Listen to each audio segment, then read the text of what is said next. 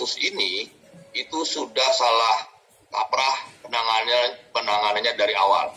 Ibaratnya ini sudah nasi menjadi bubur, bubur menjadi nasi gitu ya. Dan untuk memperbaikinya atau mengoreksinya melalui tuntutan baru, saya khawatir akan terbentur pada prinsip nebis in idem.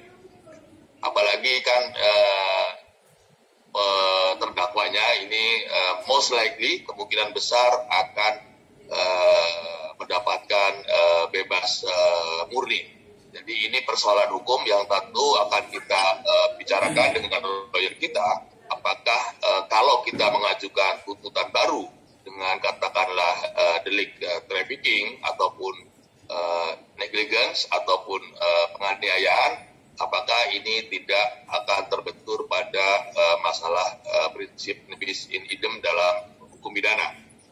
Jadi ini juga kita harus hati-hati, jangan sampai kita memberikan ekspektasi kepada publik yang pada akhirnya pun akan mentok juga. Jadi sebelum kita menyampaikan bahwa kita akan menuntut dengan pasal baru atau delik baru, saya kira ini perlu kita kaji lebih awal ya, lebih dulu ya, jangan sampai nanti kita salah lagi gitu ya.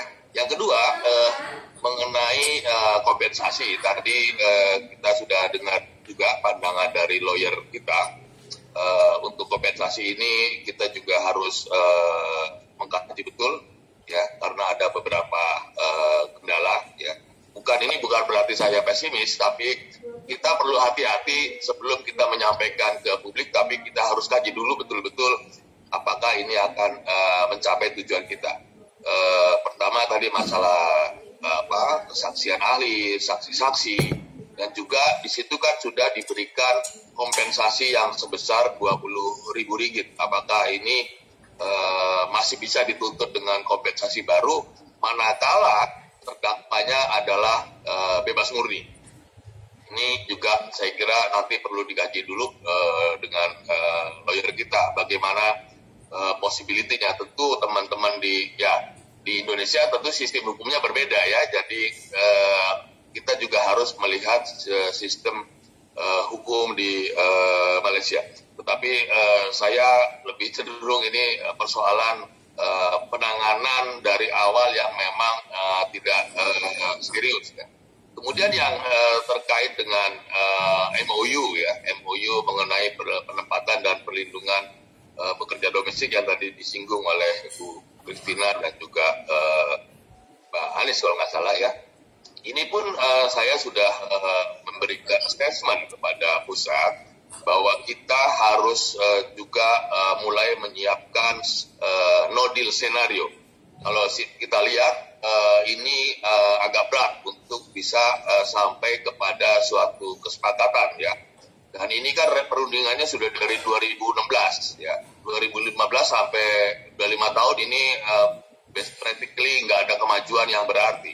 Jadi kita pun harus siap dengan yang saya katakan no deal scenario. Kalau kita tidak sepakat, lalu kita mau apa? Gitu.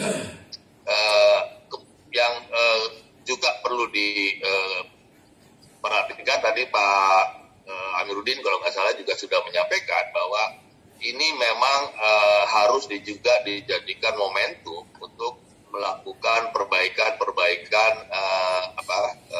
proses migrasi yang aman ya. Yang di Indonesia selama ini kan memang terutama dari NTT itu banyak sekali kasus yang melibatkan saudara-saudara kita dari NTT. Sebetulnya ini kan kalau kita lihat Pak, ini kan persoalan korupsi aja, bukan masalah susah atau apa. Ini masalah banyak yang bermain dalam bisnis penempatan pekerja migran khususnya sektor rumah tangga yang marak ya. Tadi proses kita kan tahu lah polanya gitu, kita udah hafal ya.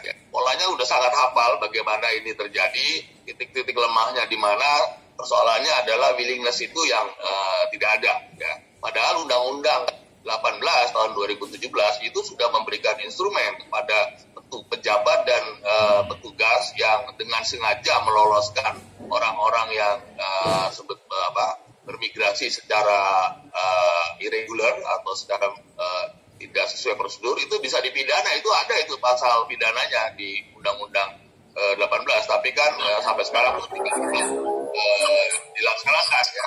Jadi kalau melihat case ini Pak Dir, ya pertama kalau kita sebelum melangkah dengan step baru atau opsi baru, saya kira perlu dikaji betul-betul, jangan sampai ini pun akan menghadapi jalan buntu gitu ya, jalan buntu dalam pengertian tidak seperti yang kita harapkan hasilnya, tetapi lebih baik mungkin kita memikirkan langkah-langkah ke depan yang lebih strategis gitu ya, dan juga bagaimana kita mengelola ekspektasi publik atas kasus ini, karena kita tahu orang yang tidak mengetahui konstruksi hukumnya itu akan mudah sekali memberikan tanggapan yang tidak tepat ya. Jadi ini public communication-nya saya kira harus betul-betul mudah dipahami dan juga sesuai dengan realita yang ada di lapangan gitu ya.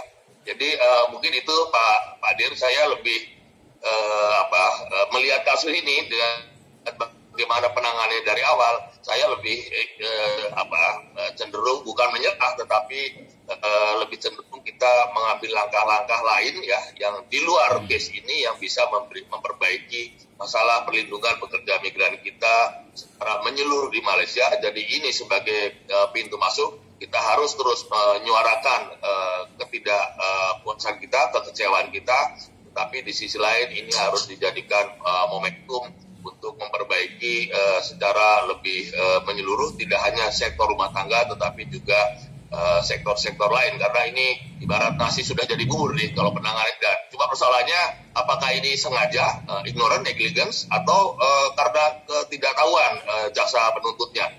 Saya sih lebih cenderung ini lebih karena faktor negligence saja ya, karena memang ya kita tahulah bagaimana kita menghadapi situasi di Malaysia. Dan perlu juga dipahami Pak Yuda, mungkin masih ingat ya, dalam menuntut kasus dengan Atif Som itu di sini susahnya setengah mati ya.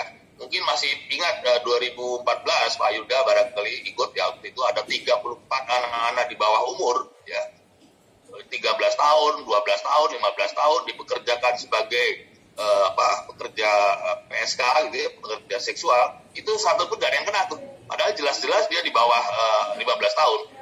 Simply karena